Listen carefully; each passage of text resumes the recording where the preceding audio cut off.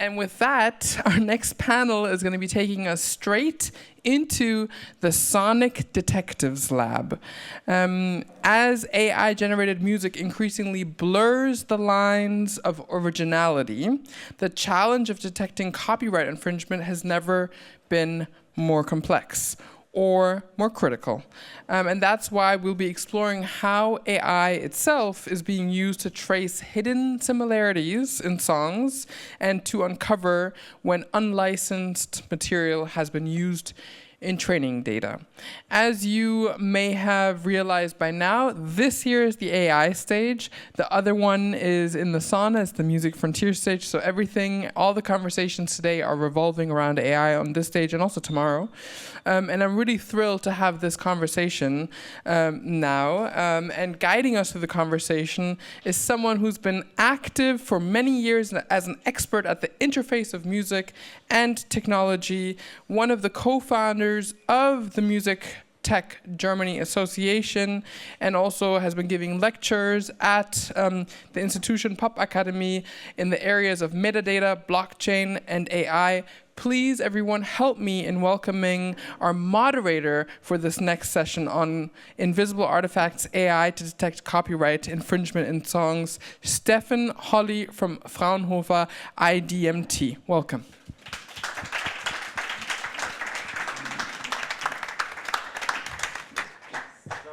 I've number 3. Thank you very much. So first of all, I have to say that's my first time as a moderator. Not that I have demanded that, but Matthias was looking for a moderator, and he had got back the information, no, the topic is too hot, I'm angry, and he asked me, please do that. So I'm trying to fulfill 2 roles today. I would like to ask myself as a panelist, and I try to be a little bit entertaining for you. And especially, I would like to welcome guests at the panel. First, I would like to start with Amelie. Choose your seat. And then I would like to introduce Darius. So we've discovered that we have a French majority. So both are French original. And we have a Swedish guy. His name is Lucas.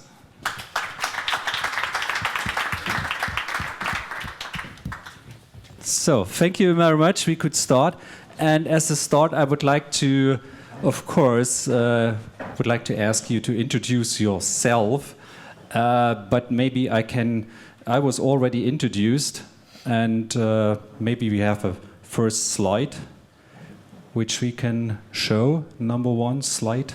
No, that's not the right slide. That would be, no, sorry. That should be showed later.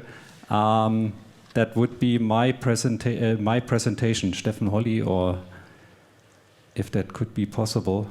It's just a picture which shows that beneath all that other stuff which already was explained, I'm also a musician. So originally I've studied music, and I have a lot of friends who are suffering all these developments in the past and in the future. So maybe that works. No. So is that how they feel inside, or?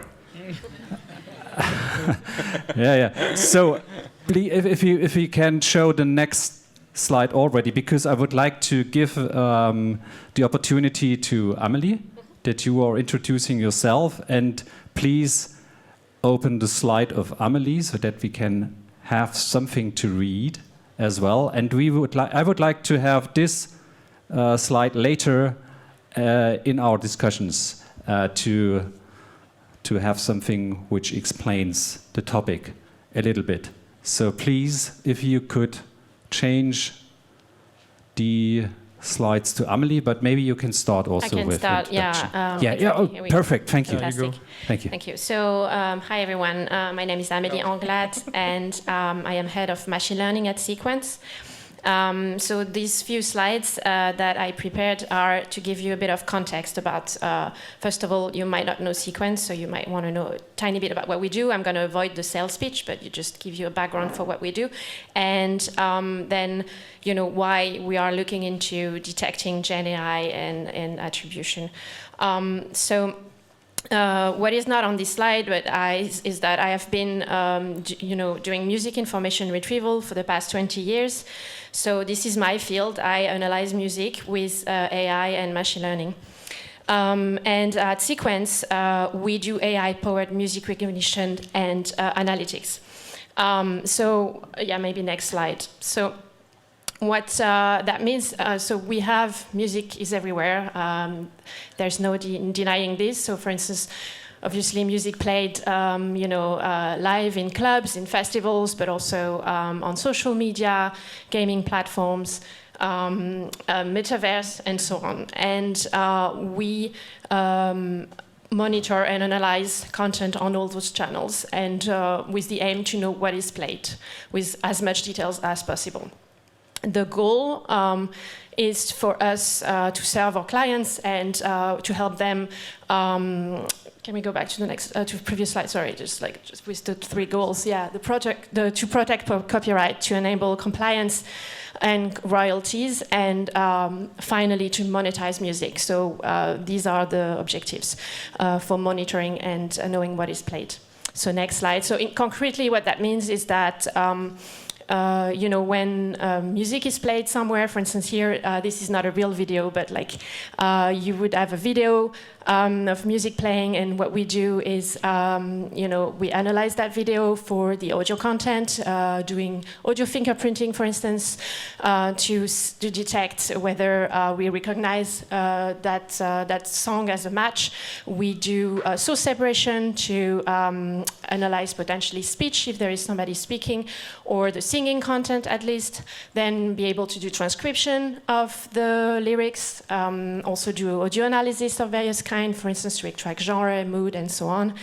And obviously there are other layers which are about analyzing the video itself and the visuals, so that we may be able to detect brands, logos, and so on, and we report that to our customers.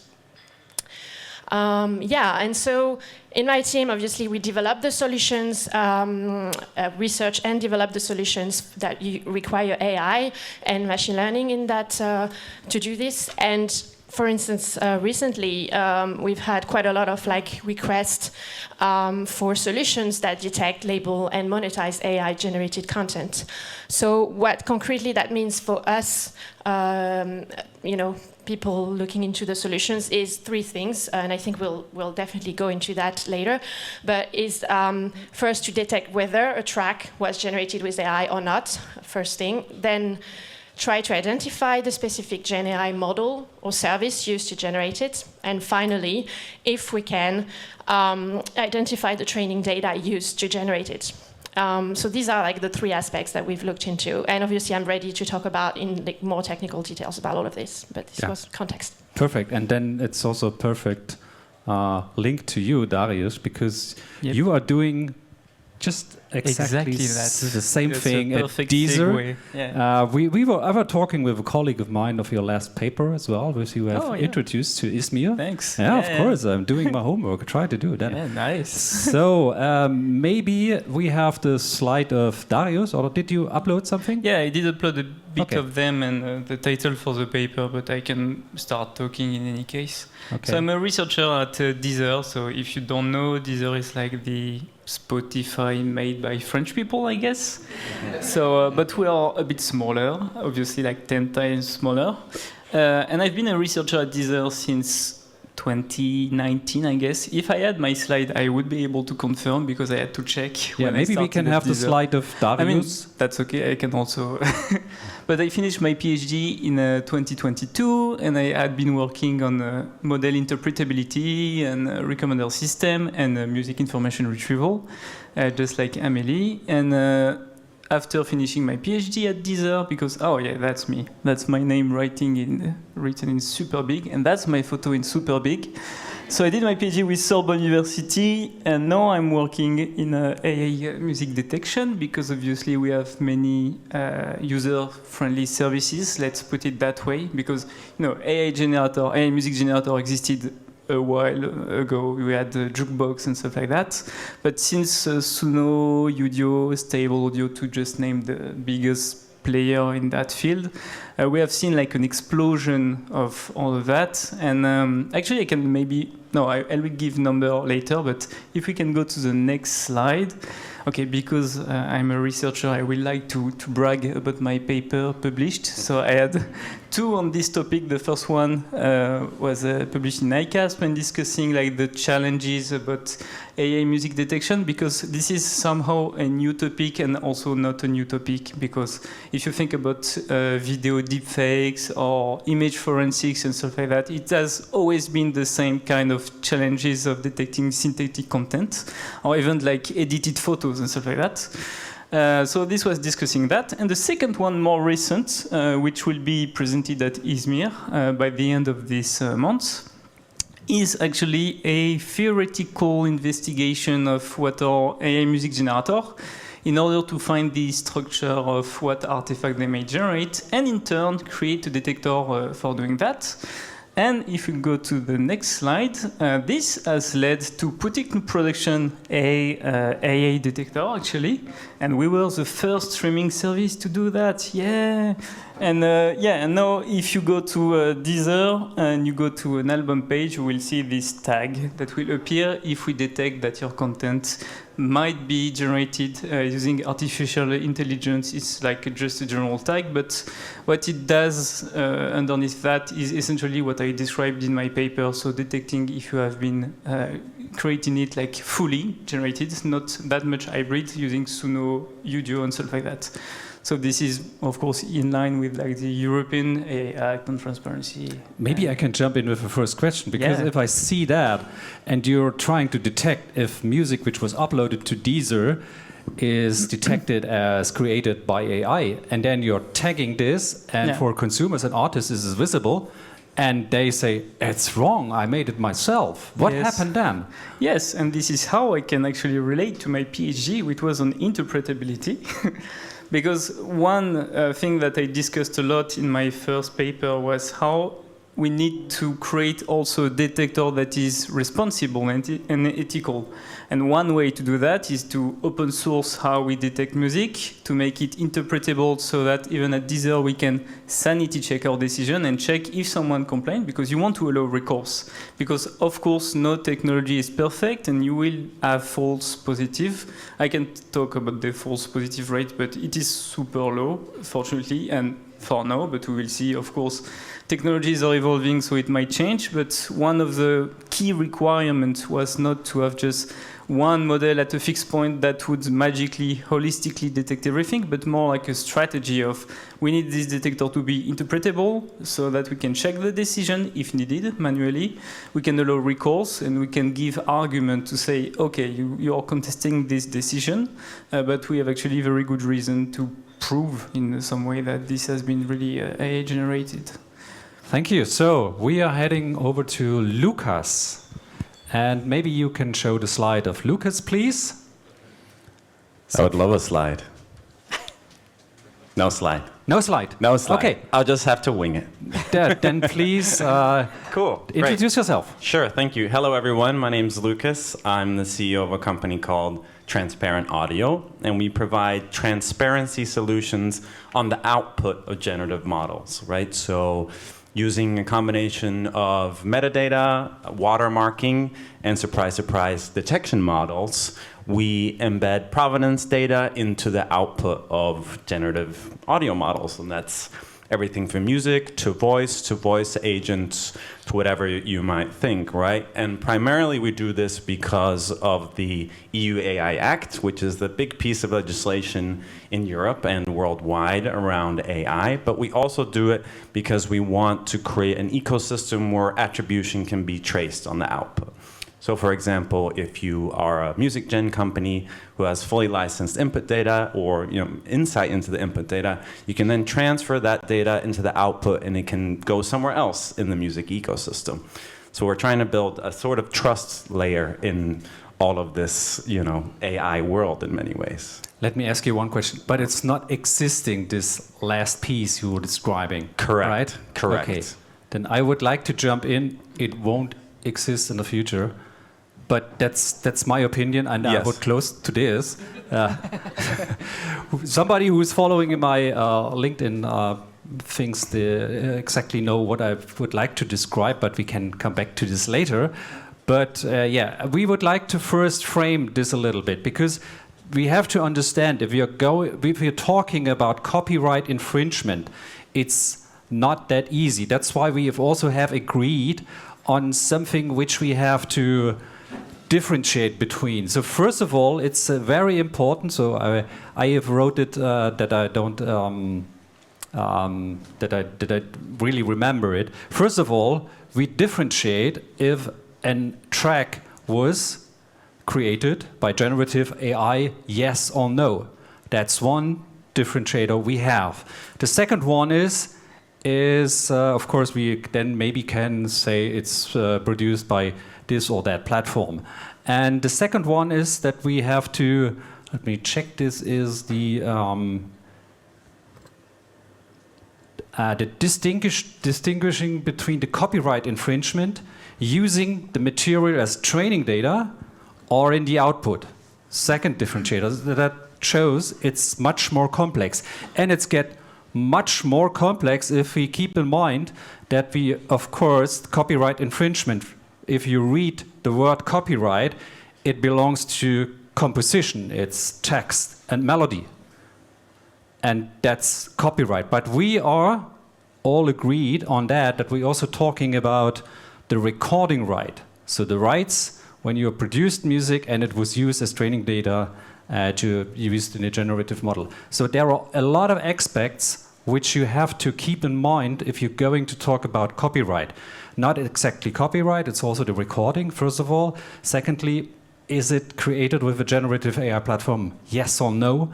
And then it's also distinguishing if we are talking about, is it possible to detect this in the training material or in the output?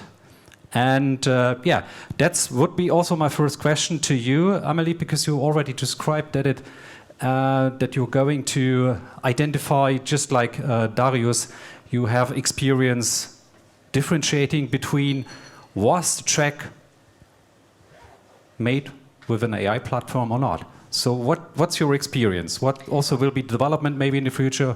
How would you describe it?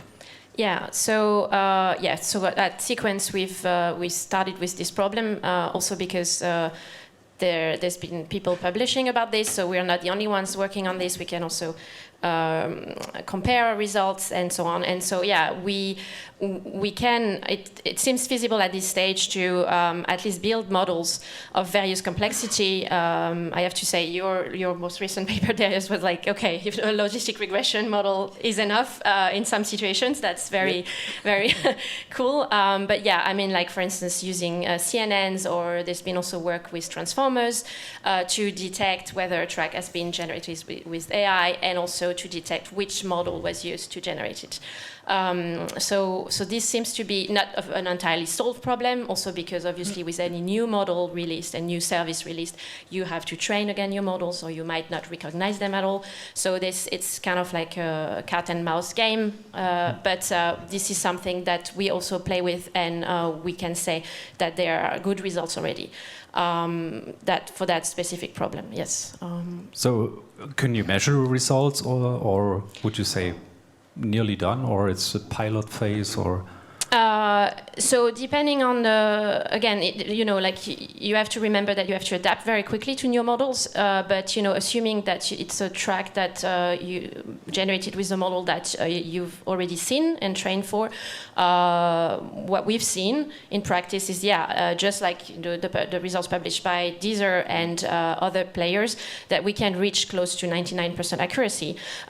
So it's quite promising. But again, there are some caveats to that, and I guess Darius might want to talk more about this because he published a paper, but it might not be completely robust to transformations and so on. But in an ideal scenario, yes, we can detect. Yeah, maybe you can tell something about, because I've read that you are comparing, because at the moment you can differentiate between the models and you have to retrain again and again, and if you maybe find a shortcut to use one detector for several platforms, generative AI platforms, that would be good, but maybe you have experience while trying that. Yeah, I think to add to what Amelie was saying, I think it's super important to distinguish between the several scenarios to how to evaluate your model, because you have, let's say, the bulk of users that will be, for instance, using Suno audio, typing a prompt, getting a music, and then trying to upload it to your streaming platform.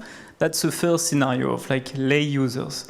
And then you will have people who know that the detector exists and try to evade it. And maybe it will be passively, because genuinely they will try to change the pitch, shift, or time stretch and do some manipulation. Maybe they will extract some stems, sing on top of the instrumentation. And so that's a different scenario, because already you have an hybrid, and so the artifacts are different. And then you have the third scenario that would be actively trying to evade detection, and that would be the case for fraudulent use. Oh, actually, I wanted to add that in my presentation, because since I'm working at Deezer, I can give you some numbers that I've checked recently, because at Deezer, every day we have 100,000 tracks that are uploaded to the platform that are coming new to the catalog.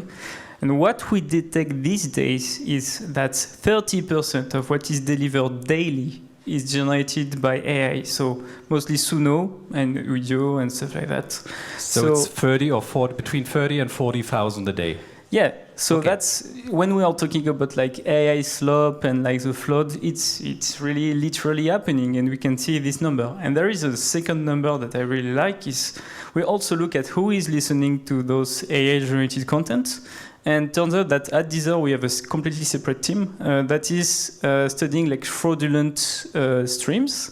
To give you an idea, one of the most classic fraud that you can do on a streaming app is streaming your own music, uploading a track and streaming, and every 31 seconds you loop it again. And we found that a big intersection of the Venn diagram of AI-generated content uploaded, and it's 70% of streams on these AI tracks are done by bots. So it's essentially AI tracks listened to by AI. So just to also sort of break the storytelling of many of these companies stating that, we are not replacing artists and this is for a new tool for creativity. Yes, but also it's massively used by fraudster, right? And I've lost the point I was trying to make. It was about scenario.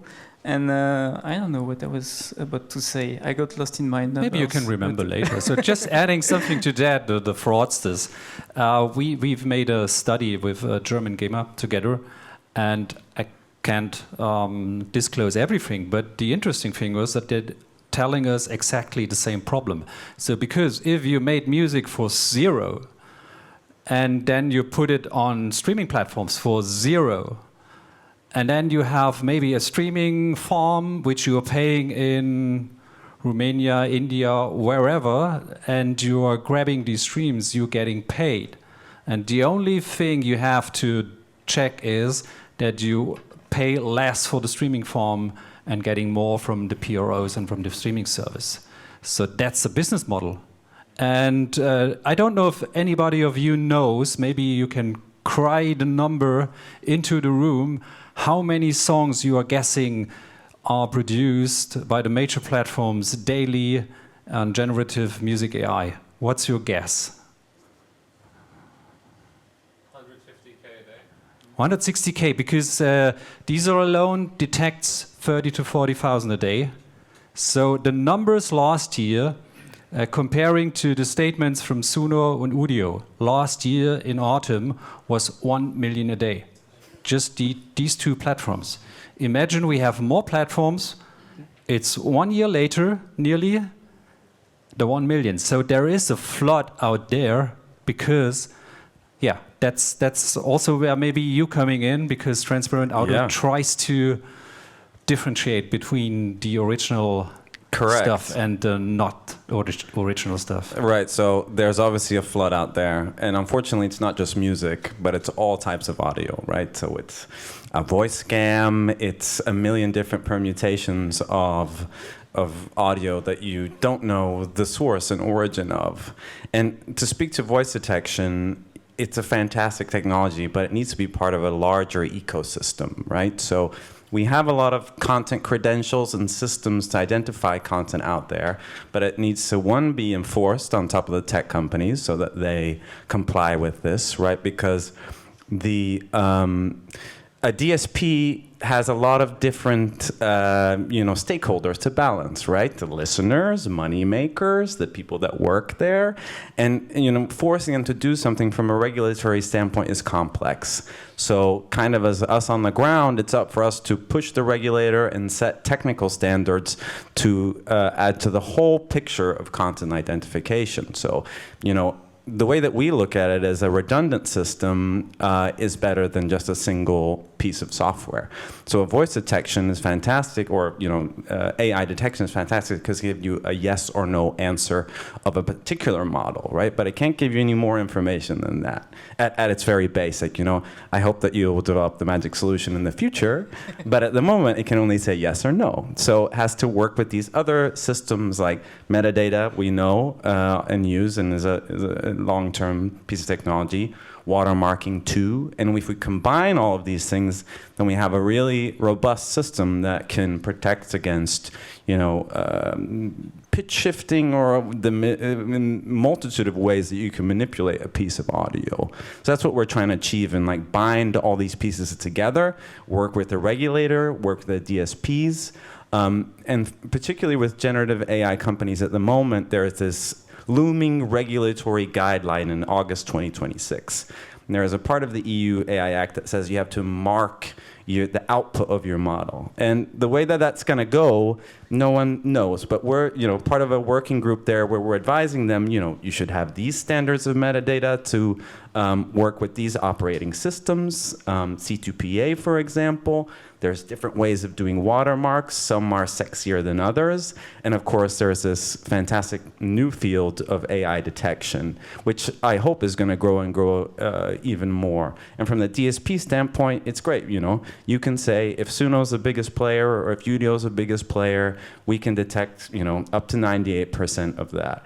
I mean, some of the customers that we talk to are a little concerned about false positives, rightly so, especially when the audio that's been generated by an AI model is baked into a broadcast or a radio recording or any type of other background noise or compression or codecs, because this changes the file, and something that comes from a DAW or the output of a generative model has to go through tons of different transformations before it ends up in the final listener stage, right? So there's a lot of conversations, a lot of standardizations that need to be had when you're making the, hopefully, fantastic attribution chain from input to output to the real world. Yeah, you said the right one, the fantastic. Maybe the rainbow of gold. Yeah. So I'm just asking the guys at the production, please can you open up the slides which you've opened at the beginning? Because that would be perfect. But I would like to start with go on with a little provocation, because I assume that was something I brought up 2.5 years ago, that of course streaming services belongs to how profitable, to how many profit they are making. And it would be quite natural that I'm saying, okay, I have to pay 70% royalties. And I know what a certain kind of consumers are listening to. I'm generating this with AI, and I'm using this. And I'm for sure, I would do this if I would be Spotify or Deezer. I would do this by myself for shareholders, for profit. Of course, you can't reveal everything what you are doing at Deezer. No, I mean, I can. But you can. Have you read what's my the hypothesis? What do you think? Yeah, you mean reducing your margin by using AI, right? Instead of have you read the book The Mood Machine by Liz Pelly? Yeah, I guess some people know about that. I will now. So that's a journalist that revealed pretty much this, how Spotify was created, what is the rationale behind that. And even before AI, there has always been, it's so weird to talk about the concurrent I'm completely neutral and not biased, but yeah, there has been indeed this exact scheme happening at Spotify, but even before AI, they are paying ghostwriters, to generate a lot of song and writing fake bios. And so Liz Pelly, this journalist, has been actually interviewing some of the artists that have been providing to, this kind of fake profile for Epidemic Sound and all this kind of label that are then put to editorial playlist, and they are called the perfect fit content. I'm really summarizing a really long book, and she will explain it better than me, but in order to do exactly that, of saying, okay, we'll give you more exposure and more visibility, we put you into the editorial place, into the recommendation algorithm, but then the trade-off with that is you accept that our margin will be like just 30%, and then that way, for Spotify, it's a way to overall reduce the margin. And at Deezer, I can tell that we're not doing that, actually, because actually I have checked, because I read this book and I was like, do we do that, actually? So I've been investigating, like, ready to say, oh, we are doing that, what the fuck? But we're not doing that. So thank you for giving us these insights. Yeah. So that's I think nobody could really prove that. That's only will be in the management decisions at the streaming service. But it's natural. If it happens sometimes, of course, we have music or functional music which supports health or well-being, all that kind of stuff. For these kind of things, maybe such playlists will work and such music will also may work. So let's come to one of, this is one of my favorite pictures, if I'm trying to explain, because AI attribution will fail, and it's a dream. And I'd like to explain it a little bit, because it looks very, very complicated, and even I can't understand it fully. But you can see, this is a typical model. It's 1.5 years ago, or 2 years already, Anja? 2 years, right. And 2 years old, and it's using 6 neural models to create at the end the audio form. 6 different neural model. Every neural model is a black box. So that's the model 2 years ago. Now the companies or the people who are generating music not providing these architectures anymore. And we assume that it's not less complicated, right? We can agree on that, that's not less complicated. And the stuff we are detecting lies at the last step, because if you're transforming a spectrogram into an audio waveform, then you have traces. And that's the stuff you are trying to find to distinguish between this is that platform, this is AI generated, or this is that platform not AI generated, or something like that. That's the only thing we can do. And I was asking somebody who is also doing that, and I was asking him, hey, please, you are doing this, you're quite successful, you're selling these tools. What's the window that you can still detect this in the future? Will it become better for you, because using AI to detecting if it's AI generated? It's using AI. And he said, oh, maybe we have a window of 3 years. Then these models will be that perfect that we never will have a chance to distinguish. That's my question. How would you comment on that? So I don't know who would like to start. Well, perhaps I can start. Yeah. The generative AI company has to have a reason to help us, right? Or to be motivated to provide this output transparency. if it's for their own financial gain, if it's for regulatory reasons, if it's for, some attribution system that exists with them already. Perhaps one or two generative AI companies gets bought by a record label. They suddenly have more of an idea to identify the outputs of their models, right? So I agree that the detection architecture is going to continuously improve, so there'll be no more artifacts for us to find. And that's, well, not great, obviously, if you're trying to stop fraudulent streams. Also, there's the possibility that one single model has entirely licensed data and split their models to identify the specific input data that was used in the training. So that way they also don't have to hide what their output is. In fact, they want to brag about it. They want to say, hey, listen, I've licensed all of this correct data, and I want to show everybody else in the world when the output comes out and it lives in YouTube and Spotify and wherever else, that this comes from a good place. Okay, so just to mention, just a comment on the things you said, that maybe a big record label is buying technology. Yes. 100% nothing. Because of course, it was a little ironic. Spotify alone, I think, invested $1 billion for podcasts and other technologies, while in the same period, all three major labels invested in A&R. That's all the things that they do. So the dream that a music company is buying technology is zero from my point of view. But yeah, maybe you can comment on that? Yeah, I've written several points. One thing is I always end my paper by talking about policy making, because I think that we shouldn't fall into this techno-solutionism of solving a technical problem with always a technique. And of course, the EU AI Act is super important, but I'm talking about policy making in a wider sense of, like, they are talking about democratizing music making, and I would be about democratizing, but in the real sense of democracy, and making popular these issues of, for instance, I'm telling you, like 30% of what is delivered is AI generated, to make it more popular and, make people more conscious of this problem, and so that we can debate it, and so, us collectively, all the impacted stakeholders, whether it's artists and producers or just genuine users of streaming platform or audio listener, we can, say, oh, actually, we don't want that. And if we collectively decide that we want to protect the job of artists, because it's important to us to not have just AI slop, because we estimate that it's better to have human music, because it's important to us, and because nobody really asked to have prompt to generated music, then, we can make it. And it's about creating also storytelling of alternative future, because nothing is inevitable. I have one, actually, weird technical counter-argument to whether it will be like indistinguishable from reality.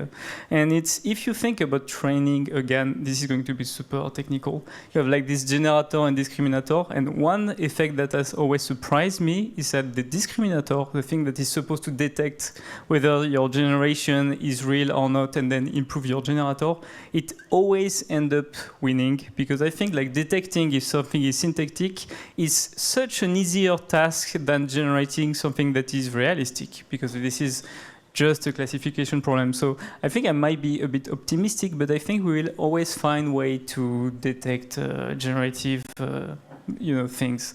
But again, I wish. I cannot predict the future, so I cannot say for sure.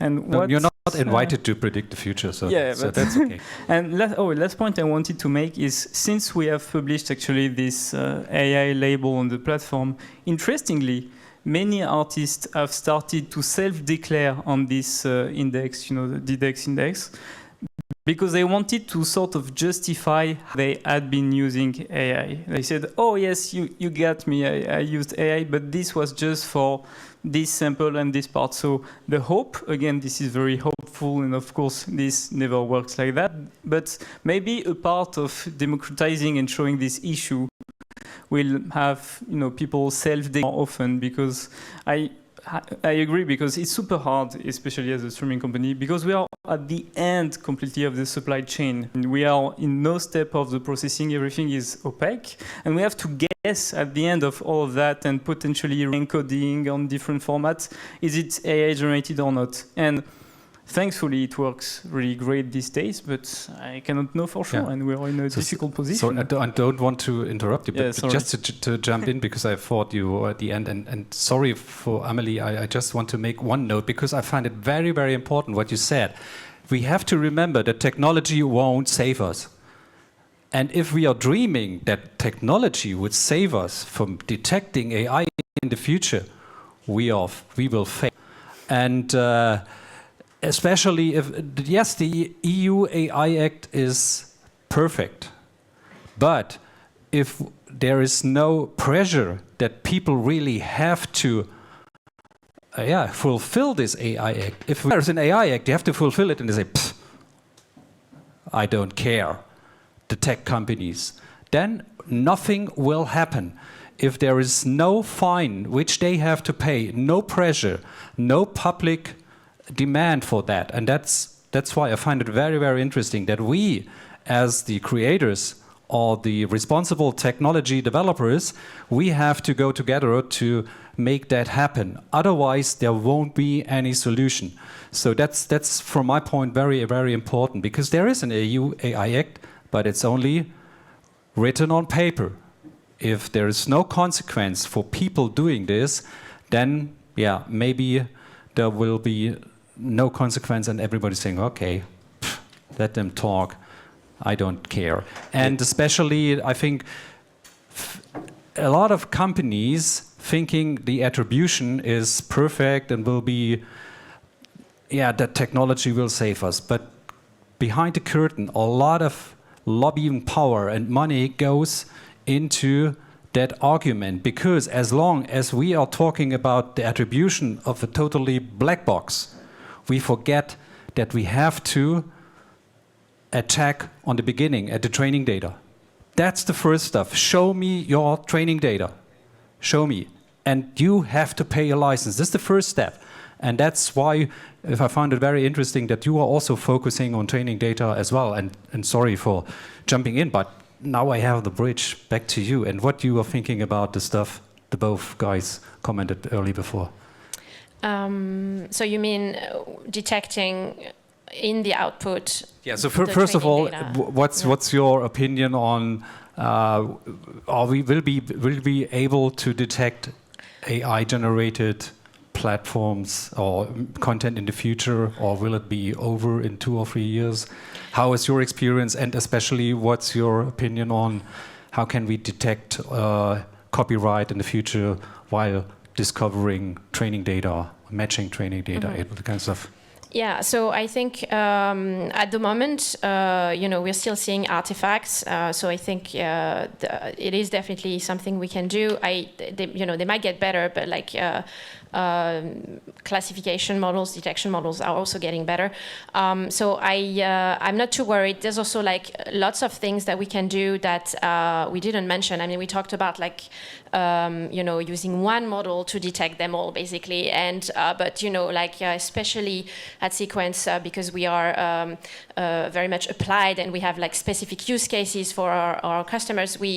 We also developed like super tailored solution, knowing the context, knowing the type of audio we're getting, and so on. And sometimes, we are using things that might not solve like all the detection problems, but definitely solve our problems for our specific customers. For instance, we tried, we were like, how is audio fingerprinting doing in some of those cases? Like, can we actually, because there are still out there models that are sometimes spitting the exact baseline from, a track. And so, we were like, can we do that with source separation and then audio fingerprinting on the baseline? And, in many situations, it was working. So, sometimes it's about also combining existing approaches that might seem even like obvious, but would actually do the trick and help us like detect situations in which, especially again, like we are bridging with the second question, we would actually be even able to say this was used in the training material, or even as the prompt for the track generated. So I think there's still plenty we can try. Like that's our current situation. We are just trying to combine a lot of different things, and I don't think we are done with this. Like we will be able to detect, and if we are not able to detect anymore, if it's GenAI, we will enter that space of, okay, we don't know if it's GenAI, but can we actually figure out what was used to create that song? And maybe that means we will be detecting influence rather than training material, and that's another conversation, obviously. But if it's obvious anyway that is a copyright infringement, that will be helpful anyway, right? Yeah, totally understand. So also that would be the matter of the fact, or that correlation is not always or never a proof of origin. So that a lot of people also forgetting. So why I'm showing this picture? So if I try to explain people what's happening in the GenAI space, I use this because we have in Germany, it's a wonderful word. It's a Schrottplatz, and there you get money bringing your old scrap metal to a place where people saying, okay, your copper, your iron, everything is worth. I'm paying you. And then I'm putting it into a machine, which is the oven. It makes steel out of that. And at the end, we're making pen, forks, spoons. And now you're trying to find out how many of your original collected private metal you gave to the Schrottplatz, to the scrap metal place, is in that spoon in the middle. Try to find that out. So the machine in the middle is the total black box, and that's how I'm going to describe. Hopefully, of course, a lot of people thinking that there will be someday technology who could find a way to attribute every little piece which is in the fork, which is in the spoon, and in the knife. But at the moment, we have to concentrate on the place where the raw material is giving. So that's why I'm using this. So I think we have one round for us, and then I'm opening for questions to the auditorium. So just an open question to you, did we forget something which is from your point of view very, very important if you're trying to distinguish between whether it's AI generated or not in case of attribution or in case of copyright infringement? What would you what's your summary and what's your ideal path to help creators in the future and the music industry to take care of rights and all that kind of stuff? I'm hoping for a bit more of a fragmented future of generative music and generative audio, where small outfits build their own generative music with their own input data, and then also build their own detection models based on that, and provide them directly to a DSP, provide them directly to a social platform that can then identify with such a high certainty what the output is, right? So a decentralized, maybe not so profit-driven grassroots model of generative audio companies, and using a lot of this technology that's available as open source tools, right? I mean, Deezer releases a lot of them. We love them. We reread them and try and reuse them as much as we can. And other companies in a sort of ecosystem that then encourages what I would say is ethical AI use in the end. That's my dream. We will see. But we have to put pressure on it. We have to push. You know, It's funny you mentioned the EU AI Act. So if you don't comply, the price is $15 million or 7% of your annual turnover, whichever is higher, which to Google is nothing. Yeah, right? in theory, yeah, right. So yeah, what you would like to add foresee? Maybe to foresee in the future. I don't or know. as a summary, or one advice, summary, whatever. maybe our point we didn't make clear is that it's not about being pro or against AI in general, because for me this question doesn't make sense, and sometimes the question is reduced to that. But for me, it's the same question as if you're talking ecology, it doesn't make sense to say, are you pro or against vehicles? Because you have bikes and you have cars that are very polluting. So in the same way, you have many different types of AI, many different types of GenAI, many different types of generating music, with artificial intelligence. And yes, we have many examples of musicians doing that in a very responsible way, training their own model on their own voice and doing some interesting stuff. But yeah, we have to remind that, and that it's not just being against, reducing this question to just that, but really questioning the socio-technical system around these private companies and stating that, okay, if we are talking Suno, for instance, it's one very specific tiny niche ideology of how you create music. Namely, you create a prompt, it's super streamlined, you directly get a result. It's adhere more or less to your prompt, but that's just one tiny fraction of how we could make music and how we could, do technology. And they're all training on copyrighted data. They're not even hiding it anymore. But, it's not being against generative AI in general, but questioning how we do it and, how we could do it more responsibly. So I think that would be my take. Thank you. So, Amelie, what would you add to these guys or to the topic at the end? Yeah, I think what I would like to add, and also coming from our perspective at Sequence, is that there are also people that are willing to kind of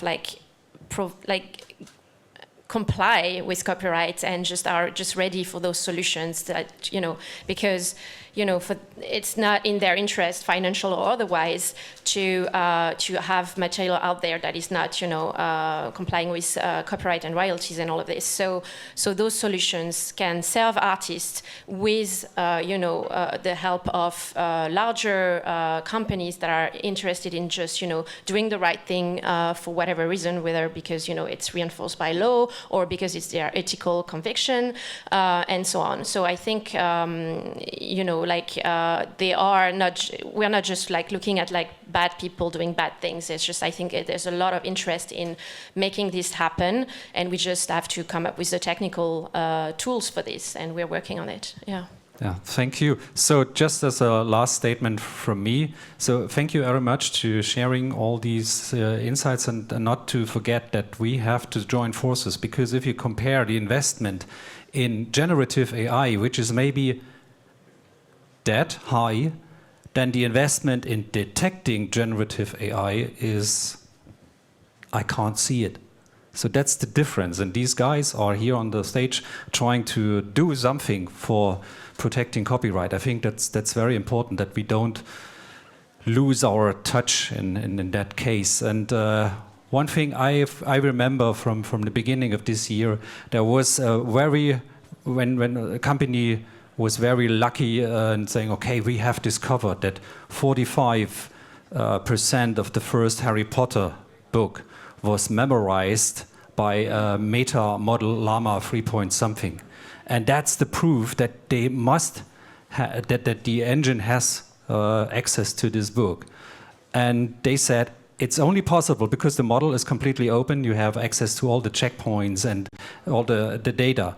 And the assumption the author made at the end is saying, okay, if Meta is getting that and saying, okay, they can now see that we have used the Harry Potter book, what we should do, we should close the model, because otherwise they will sue us for our open source language in the future. And that's exactly what Mark Zuckerberg in his next speech said.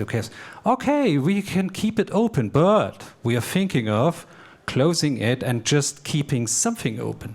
So that shows that these guys in general are not interested in showing what they have. So first of all, that would be my major argument to ending this up. Show me your training data. That's the first step.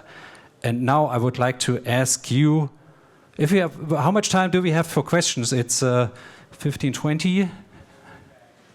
Somebody, 5 minutes. So we have maybe, if you're short, we have 2 questions, maximum 3 questions. Who is first?